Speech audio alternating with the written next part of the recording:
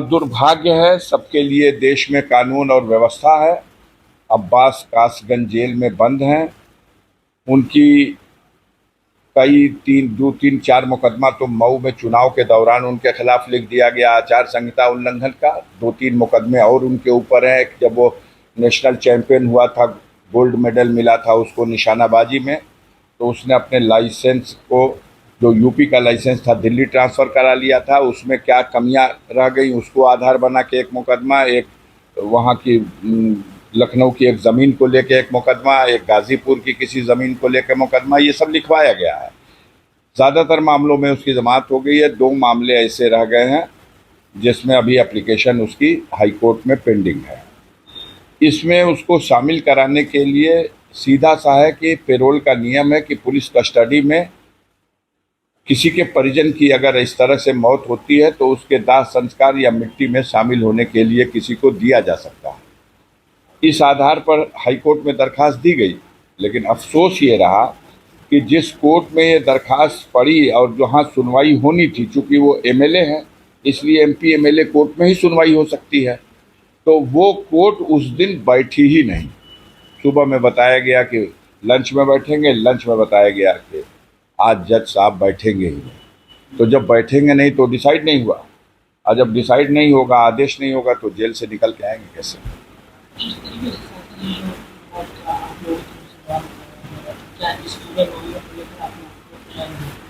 नहीं, ये तो हमारी लीगल टीम इस पे विचार कर रही है। सुप्रीम कोर्ट में एक मैटर ऑलरेडी मुख्तार अंसारी के बेटे उमर ने कर रखा है कि मेरे पिता को यूपी की जेल से किसी दूसरी जेल में शिफ्ट कर दिया जाए।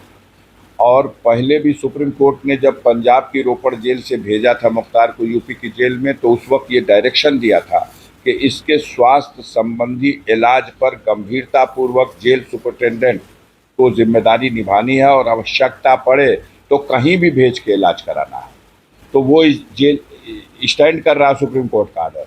नया आर्डर जब ये हुआ तो इन्होंने स्टेट को नोटिस की, सुप्रीम कोर्ट ने। स्टेट ने बेअर्फी दी कि मुख्तार की यूपी के जेल में बहुत ही अच्छी सुरक्षा की व्यवस्था है। क्या क्या व्यवस्था है पूरा विवरण लिख करके दिया। माननीय सर्वोच्च न्यायालय ने उनको डायरेक्शन दिया कि ये जो व्यवस्था है इसकी फिर से समीक्षा किया जाए, और आवश्यकता किसी और चीज़ की है तो इसमें और वो सुरक्षा बढ़ाई जाए, और इस दरमियान में उनके स्वास्थ्य संबंधी सुविधाओं पर भी विशेष दृष्टि रखी जाए। उसके बाद ये हुआ है। 8 घंटे और 10 घंटे में व्यक्ति आता है, आईसीयू में भर्ती होता है, आईसीयू से वापस जेल में जाता है, जब वो व्यक्ति चलने फिरने की भी स्थिति में नहीं है। तो ये पूरा वेल प्लान्ड है और पूरी तरह से मिल करके इस तरह से ऐसा किया गया। बैठा लोते तो हमारा ये डिस्टर्ब ना होता। बैठ जाइए, हम बात कर लेंगे आपसे, इनको कहिए बंद करा दें। सर, तमाम नेता सांत्वना देने पहुंचे थे, आज स्वामी प्रसाद मौर्य। स्वाभाविक है, स्वामी प्रसाद मौर्य उत्तर प्रदेश विधानसभा के सदस्य रहे हैं, उत्तर प्रदेश विधानसभा में मंत्री रहे हैं। मुख्तार अंसारी उत्तर प्रदेश विधानसभा में 1996 से लेके 2022 तक विधायक रहे हैं।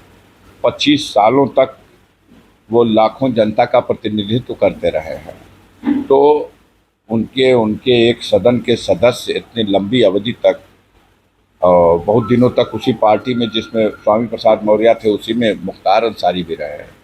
तो एक ऐसी दुखद घटना है, आम लोग विचलित हैं, और उसी कड़ी में स्वामी प्रसाद मौर्य भी अपनी संवेदना व्यक्त करने के लिए आए थे। 40वां कार्यक्रम का क्या स्पीच?